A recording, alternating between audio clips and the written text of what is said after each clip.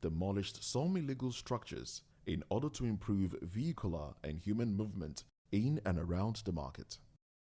During weekdays, the neighborhood of Idumota is densely populated by shoppers, traders, and bus passengers. From the Kata Bridge ascending into Lagos Island, passengers can see the neighborhood before disembarking at their final destination. Idumota was previously the location of an armed forces remembrance cenotaph called Soja Idumota.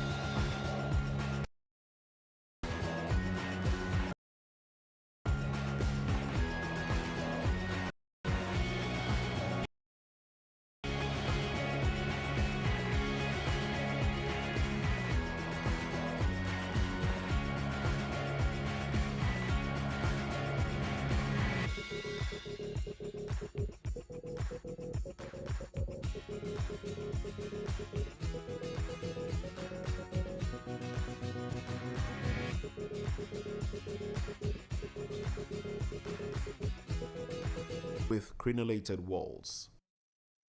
The castle also has a big knight's hall and a landlord master's residence and several other rooms over its 3 floors.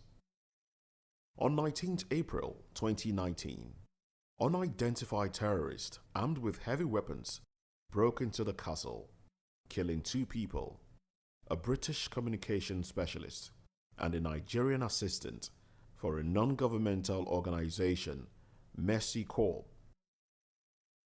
The unidentified terrorists also kidnapped 3 others. Later on, the kidnapped hostages were released after an intervention by the Nigerian police. The third mainland bridge is the longest of 3 bridges connecting Lagos Island to the mainland. The others are the Eko and Kata bridges. It was the longest bridge in Africa until 1996, when the 6th October Bridge, located in Cairo, Egypt, was completed. The bridge starts from Oworoshoki, which is linked to the Apapa-Oshodi Expressway and Lagos-Ibadan Expressway, and ends at Adeniji-Adele Interchange on Lagos Island. There is also a link midway through the bridge that leads to Herbert Macaulay Way, Yap. The bridge was built by Julius Berger Nigeria plc. The Phase 1 of the project was commissioned by President Shehu Shagari in 1980 and completed by Head of State Ibrahim Babangida in 1990. It measures about 11.8 kilometers in length. The third mainland bridge is known for very high vehicular traffic, especially on weekdays, as many residents who reside on the mainland work on the island and they use the bridge to navigate to and from work daily.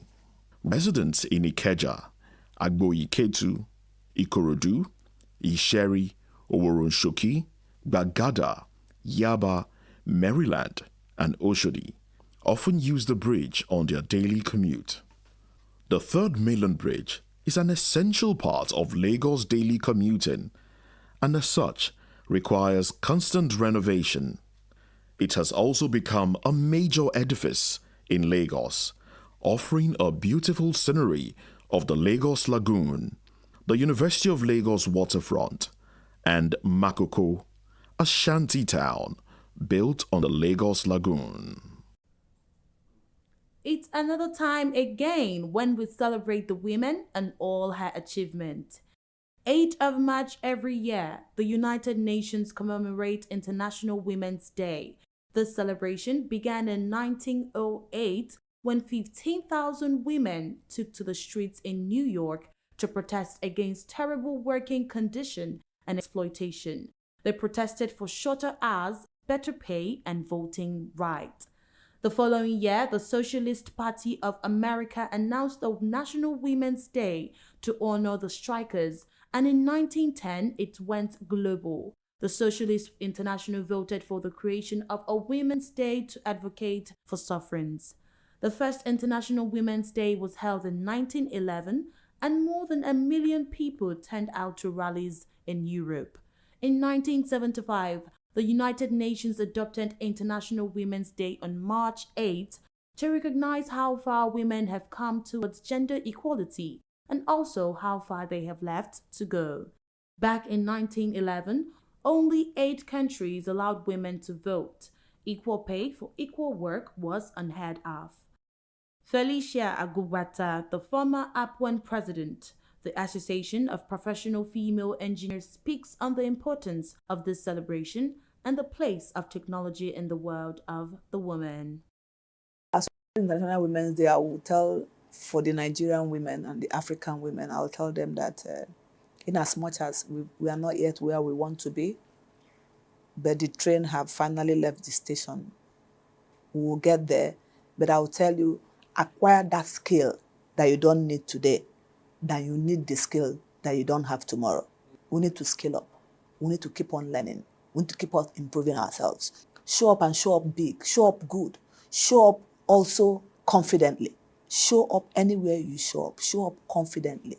Exude confidence at any particular point in time. When it comes to technology, I think there's no gender in technology. Everybody is wired to do.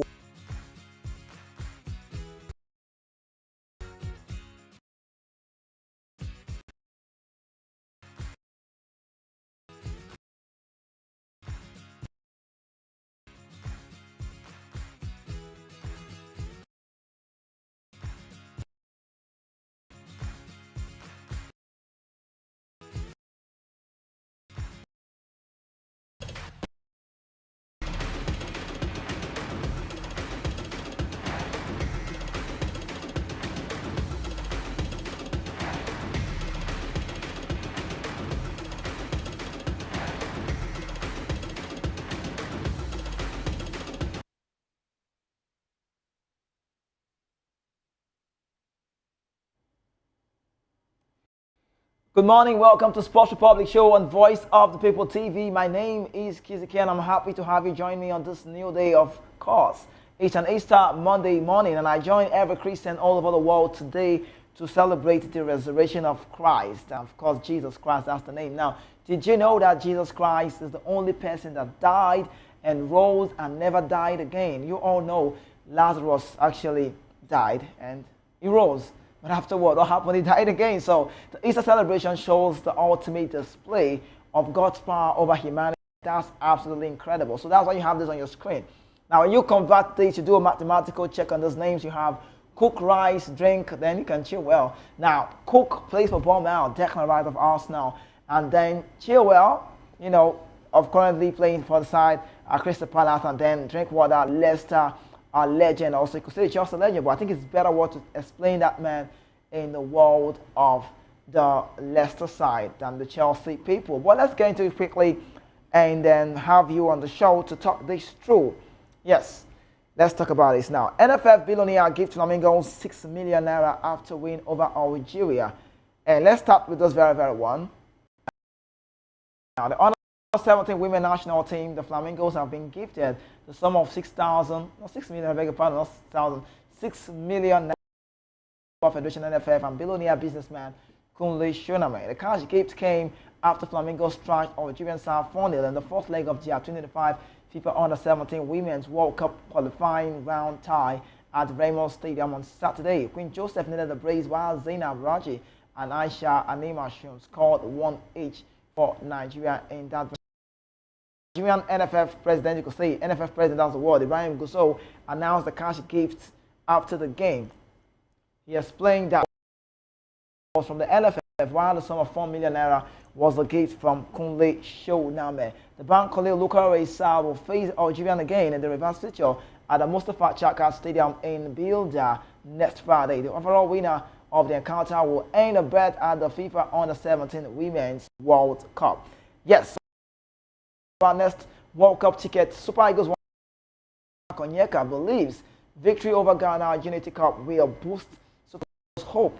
And what more? Onyeka is Augsburg. We know the story. G-Tech Brentford. Now, football club Augsburg of Germany midfielder Frank Okocha Onyeka has added an interesting angle to the build-up towards next month's clash between Nigeria and Ghana at the Unity Cup in London, as he believes the Super Eagles, the victory there would boost their chances and make them very confident of the biggest mondial coming up. Sports 247 reports that Super Eagles, are in a shaky position, but I'll tell you, picking up the points would not be hard, according to Frank Onyeka. However, Onyeka, who is on loan from London-based side Brentford Town to Augsburg in Germany, believes victory over Ghana Black Stars on May 28 will pave way for the Super Eagles as they gone for maximum points in the World Cup qualifier. Incidentally, the Unity Cup clash will take place at the G-Tech Stadium at home. That's the home ground of Brentford, where Onyeka, currently plies his trade. But he said it's always a very, very big rivalry between Nigeria and Ghana. It's also good to play in the competition and bring the courses and the countries together. Hopefully, we will win against Ghana. While also thinking about the World Cup qualifier resuming in September, you should never say we can't make it because we still have the chance to qualify. Yes, we win, we need to win, and that's about Frank Onyeka. But away from Onyeka's story, let's talk about JJ Okocha. Okocha's story, let's talk about JJ. Just like a deep regret. But the Unity Cup is coming up. I understand the part where I know where Onyeka is coming from. I know he plays for Brentford, the G-Tech Stadium, he knows it. But that rivalry between Nigeria and Ghana, that's this rivalry we know. It's not about the Jollof thing. There's this rivalry. I don't know the Nigeria-Ghana rivalry. It's a West African thing. And that of the South African side, which one is bigger? I think it's South Africa because they are South Africans, right? They are just on the nerve of Nigerians, wise and then football-wise, so sports-wise, anyways. But Ghana, we are that so close. They are big-time champions in the African Shield and also for Nigeria, Super Eagles. But playing against them, hold up for that game. It should be because he knows that stadium very well. Trinidad and Tobago will be there. Trinidad and Tobago was Unity Cup. We see Ghana also in that very one. Jamaica, the Reggae Boys of Jamaica and then Nigeria. So just four. We've won it before, and it will play in London. So that is a very big avenue for our coach, Eric Chell, to cook his boys, make them come alive, and then get them ready for that very big tournament coming up. But if we make it to the World Cup, now let's talk about JJ Okocha. We'll bring you his throwback, some of his throwback, like JJ Okocha is that man. He has these during his playing days, the year word. He was a stylist during his gameplay. He was just like the next big thing. And if you tell me today, not about him saying he's regretting this, if you tell me today that JJ would never win, he would never win the best player award, the African best at that point, I will say no to you. If you had told me, because this one is one of those players that the world reckon with, and they say JJ is a man that we should talk about. But former Super Eagles midfielder JJ, we call him in full, Austin JJ Okocha, has expressed disappointment at not winning the CAF Player of the Year during had a remarkable career playing for clubs like the Bolton, Eintracht Frankfurt, Paris Saint-Germain, Fenerbahce of Turkey, and then he was very impressive at his club during his playing time. Okocha was so good at Arsenal star Mesut Ozil said he was his childhood idol. Ateta talked about him. But now, the many of these players have talked about JJ. Now, at international level, Okocha was a consistent performer for the Super Eagles, helping the team win the 1994 tournament. He was also the highest goal scorer in the 2004 edition with 4 goals. Now, to add to this, Okocha won the Olympics gold medal with Atlanta, with Nigeria and Atlanta. I think that picture, you see it, you understand it. We'll bring it to you so you can see those Atlanta squad. We had a very decent part from the USA 94, from the USA 94. This was the Nations Cup, the Olympic Atlanta. I don't know if we have that. I don't know. Okay, from that part, then I will just have to bring that for you so you can see. Because when you talk about JJ, he's just that man that you can say he's ready to go. He's good. well-deserved player anytime, any day. He's just the man that you can say, Okocha the play ball. We like this one. I better play. Everybody like him. I like Okocha. I want to work with him. He was entertaining to watch. He was big. That's the word. He was big. Now, when you do a throwback about JJ, from every aspect, we'll do the USA 94 set when he was part of that one. We'll do the Olympic side. We'll check it out in his editorial. So we'll visit his editorial so we can see that we have that picture for you and bring to you. Now, Okocha is a nation of flair. Shooting and technique, amazing player, made him a delight player to watch. The former Super Eagles midfielder won the BBC African Player of the Year multiple times. Won the CAF Player of the Year. The best he plays 1998 when he finished behind Mustafa Haji. And I feel so bad because when I talk about Okocha's career, I always feel bad because JJ was big in what he was doing. It was big in what he was doing. Now, as at 1998, we'll tell you what out on for 1998. We'll check out his editorial and bring you a lot of JJ's picture. Bring out Haji, Mustafa Haji is also in the story. Bring out Issa Haji, who was point. So a lot of things we talked about. Now, this is for the Olympic. I think I can. Okocha plays a lot, you know. Now, this set you have on your screen starts from the up man. From that side, we had a structure from 94 and 1980, never was born at that point, up to 94, never was still born at that point. We had this very, very nice structure for the Super Eagles. And then when you look at the Super Eagles, you begin to say, this set is good enough. This is like a team that you say when you have them, they can very good in what they do. Now, we bring you that of the 1994 squad, but this one you have on your screen is that one where you say Nigeria at the 1996 Atlanta Olympic gold. We clinched on this. We won Argentina. We won Brazil. That's why if they sing that where Nigeria win Brazil, they pay me because that song don't pass. No, they sing it again because that one is a cool song. But when I talk about this, guys, the man you have, the skipper of the side, is that man, Kano Nwankwo. We have Uche Okechukwu, Taribo West, just the way it goes in the line, Taribo West. And then you have Sunday Olise, Daniel Amokachi. He plays a lot. Look at the picture. He was holding JJ's shot on that picture. And then bringing it down, Mokachi, JJ Okocha, the number 10 there. Then you go to Dosu Joseph. And after Dosu Joseph, Babayaro was so young. Celestine Babayaro, Mobi Oporako, Tijani Babangida, and Victor Ikpeba, the players. Then you take it back to 98. No, you take it back to, what's it called? You take it back to 1994. 1994. Just let it go. Now, this part of Okocha, he was part of that side. He also played for the 98 set, played in the World Cup. You know, he just did so well. But he never won a CAF Player of the Year award. Now, you check the editorial, you can see Haji Musa won it in 1998. You check the editorial of this story, you see Issa Hayatu. Now we have Patrice Mosepe. All of these things are already there. Now, this is the Okocha. But when he finished behind Mustafa Haji, Okocha is one of the most revered footballer. You know, revered. He didn't make this line up. He didn't make this line up. Just go there to the editorial. You see the Haji, the Hayatu is all there. You bring that so you can see. Now, Okocha is one of the most revered footballers in the world. He did not get as much silverware that he probably would have gotten. Now, Okocha said, I thought I did enough to have won it, the CAF Player of the Year award. But at the end of the day, I have to take it to the chin and say, maybe that's life. You can have it all. You can't have it all. That's what he said. It wasn't meant to be.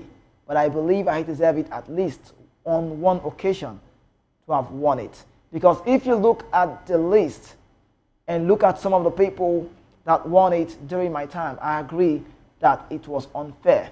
Let's bring you Haji. There's a Haji in the editorial. It's there. Haji is there. Mustafa Haji is there. Hayatu is there. And I don't know why he's taking a whole lot of point. But now he said, now not just about Okocha, top ex-Super Eagles star who never won the CAF 40.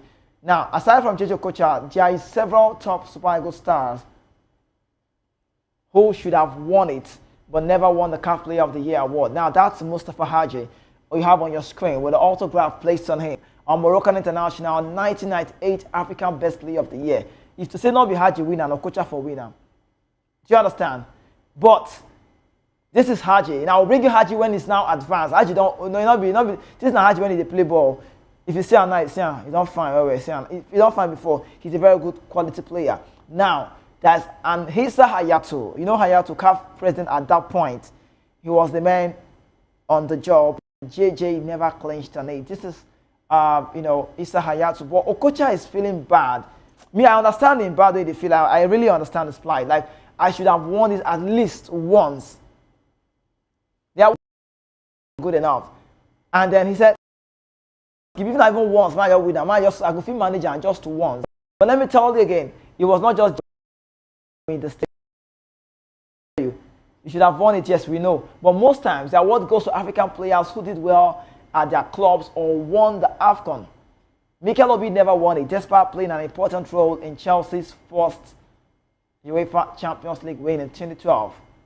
That's Mikel Obi. He also did not win it, despite helping the Super Eagles win the 2013 Africa Cup of Nations. And that one ain't paying me. Mikel, this is Mikel in the junior category. He paid me well because I don't know why this did not reach our hand. Mikel and Okocha won't pay me like these two guys. I felt so bad. Aside from Mikel Obi, Vincent Ayama, who was one of the best goalkeepers in his days, never won it despite brilliant performance for Leo and Nigeria. But if you ask me in all honesty, who and who did not win it and why were you pained? I'll tell you. Number one is Okocha, and number two is that very man.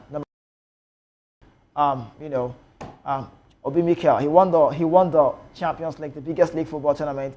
Aside the Champions League, he also won the Champions League with Chelsea. He won the AFCON in 2013. So I wonder why he didn't get on this one. They gave it to Yaya at that point. He was so great to watch at club level. Well, let's talk about don't compare Super Eagles current players with past generation. Former Super Eagles goalkeeper and trainer out with an emotional piece of advice that the team's current set of players should not be compared with those who excelled during this time in the national team. Now, Sports 247 reports that many Nigerian analysts and fans regularly scold the Eagles' current array of players for lacking what they call the zeal for victory.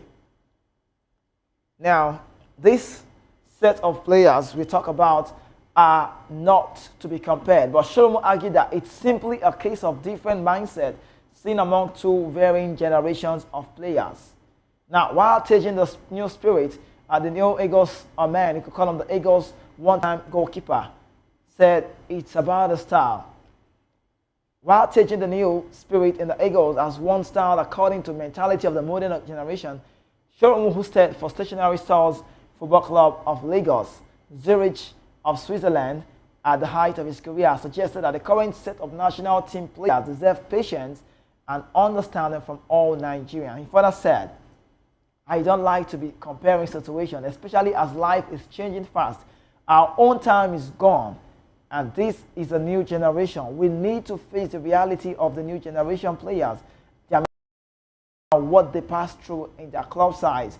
They need to work according to the tune and pace. That is the way it should go.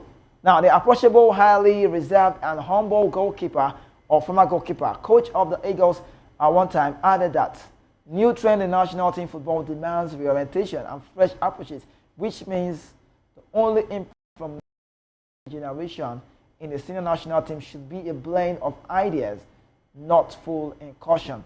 Now, if you ask me, I can actually explain. Should we compare them?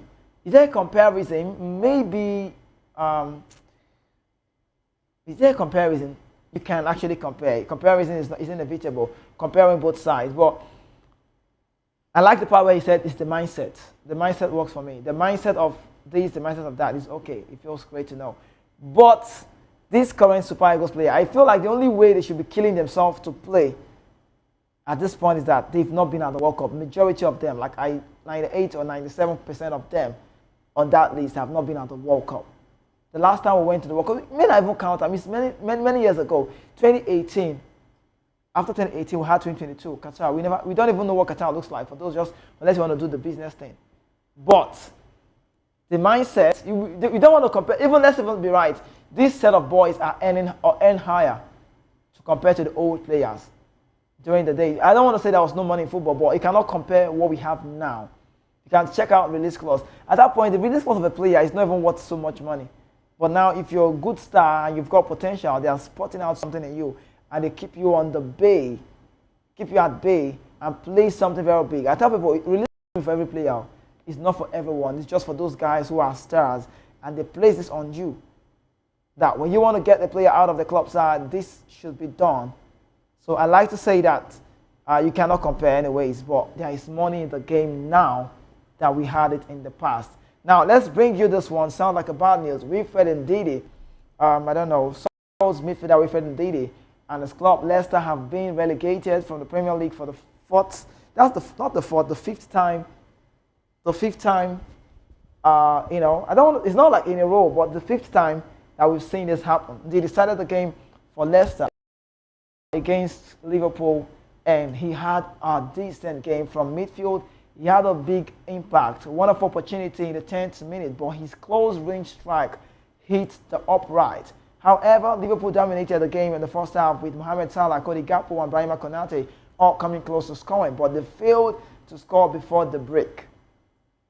In the second, Liverpool stepped up the ante, but Leicester City put up a strong front.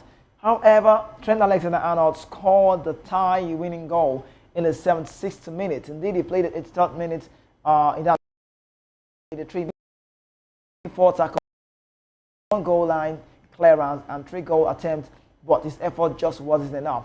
The result means that Leicester City will drop to the Championship as they have 18 points from 33 games, as they have that one you can see on your screen. That's Alexander-Arnold. And then, Semikas now 3 games to score. This means that with 5 games left this season, the Foxes do not have a mathematical chance of climbing out of the relegation zone. Ndidi now joins Joe Aribo and Paulo Nacho, who were relegated from the Premier League with Southampton earlier on. The Premier League last season with Ndidi playing an important role for them winning that campaign with Mares season. Leicester have struggled badly start to the campaign when they started, but they fell apart in October and coach Steve Cooper. But since Ruud van Nistelrooy took over that job, it's been terrible. The Foxes have lost 17 of their last 22 games. Now, Ndidi, Wilfred is our concern. You know what they pay me for Ndidi matter?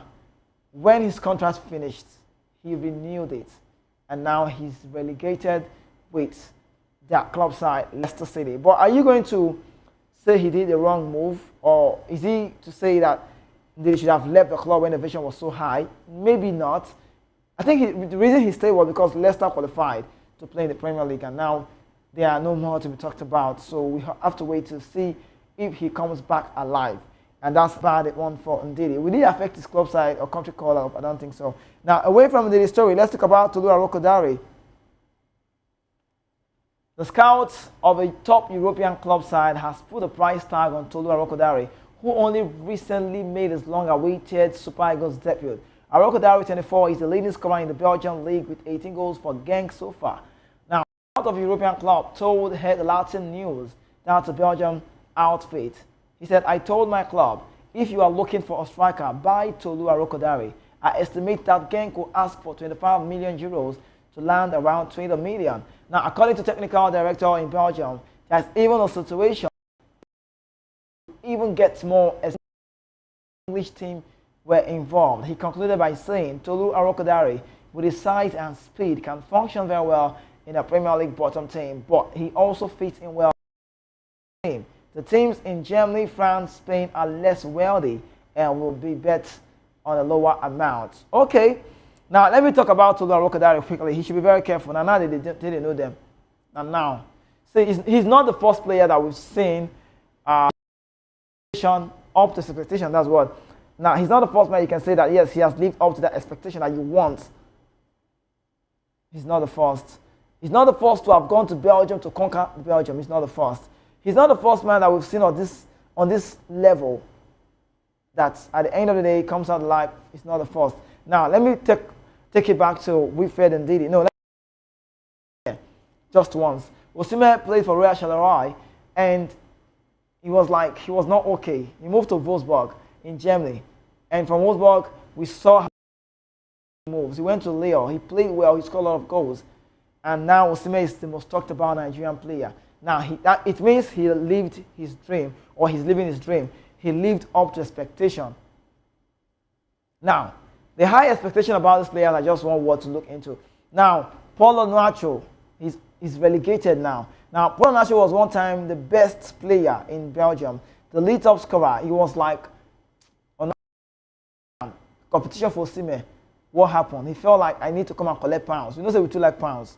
He made a move from Jubilee Pro League to the Premier League, and guess what? You not see any club now, Southampton. You see now West Ham for manager. He went to Southampton, and during the season, Juric wasn't playing him. Later on, they started giving him some space on Nacho.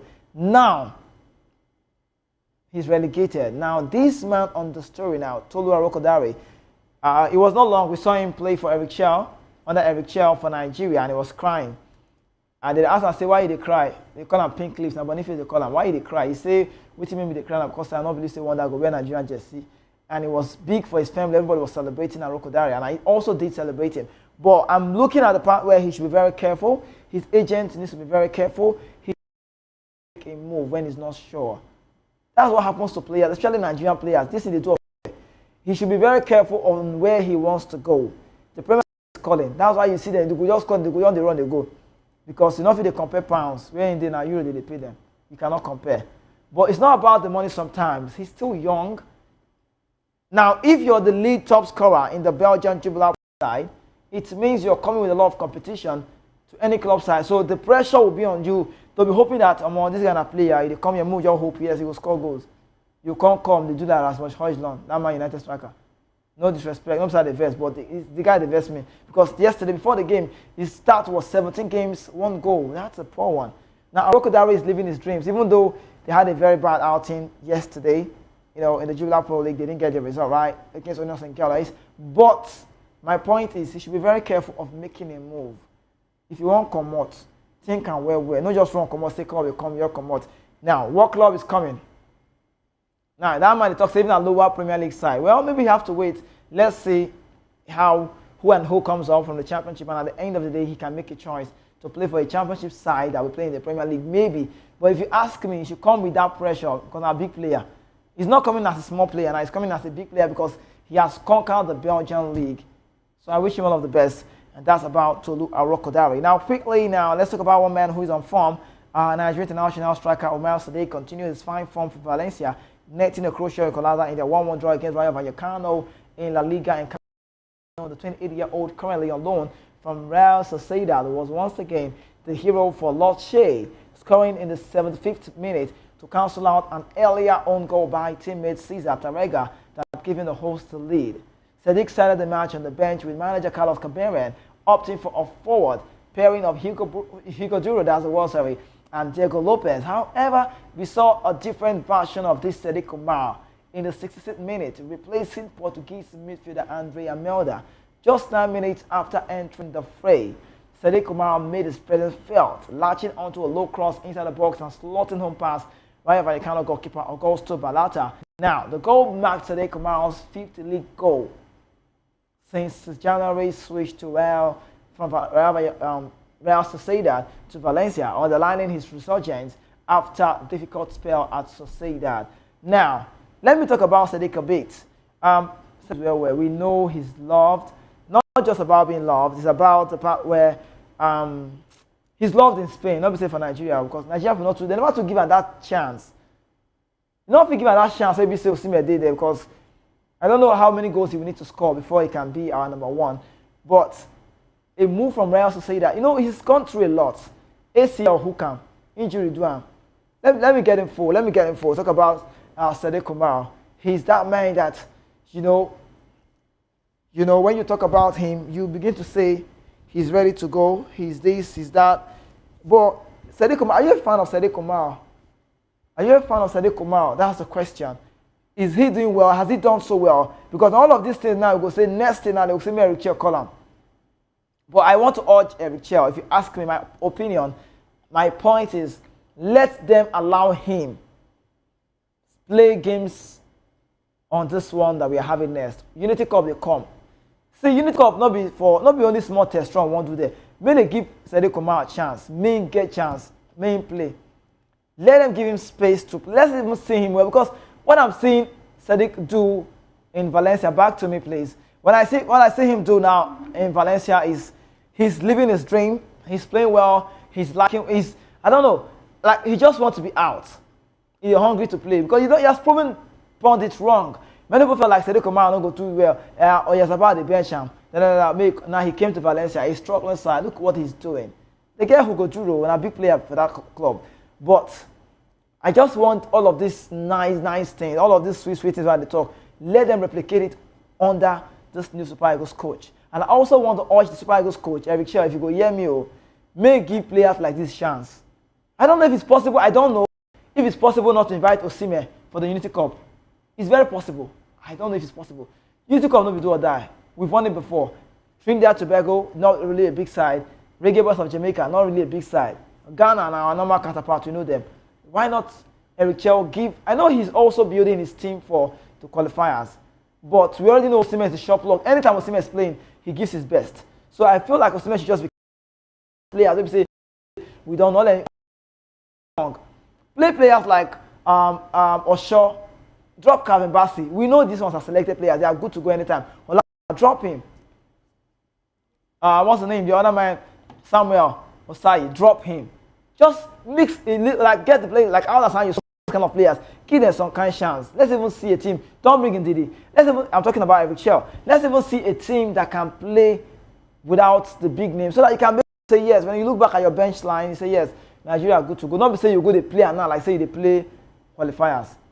Because the big one is coming in September. By that time, the energy when they talk will can't drop if you're not doing well. Because I'm telling you that the Super Eagles of Nigeria needs to be at the World Cup, the biggest mondial, the biggest tournament in football world. The World Cup is there. The Champions League is there. Before I talk about any other things. Now, Champions League for league football, for World Cup 2022, we not go. I felt so bad. I don't know how to tell the if you see me that time, I think they pay me. I felt so bad that Nigeria did not make it to the World Cup.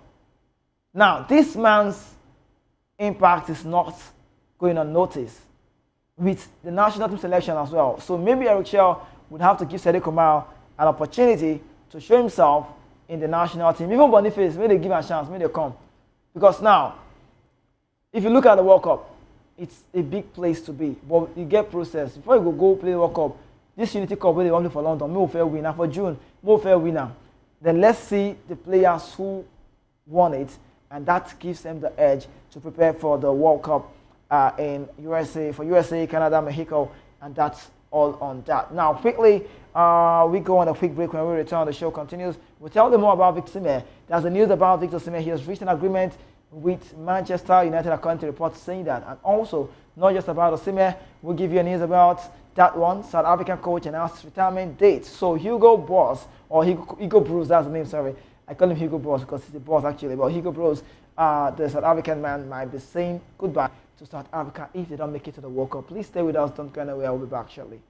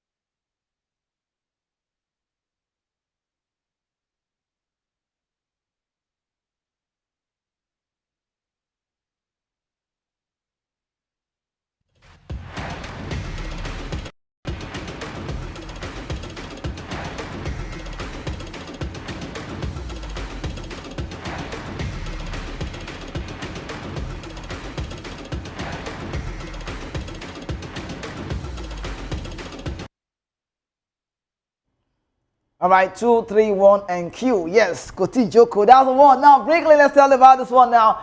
Before I talk about Osimhen, let me tell you about the South African coach. Bafana South African coach Hugo Broos has announced he will soon retire.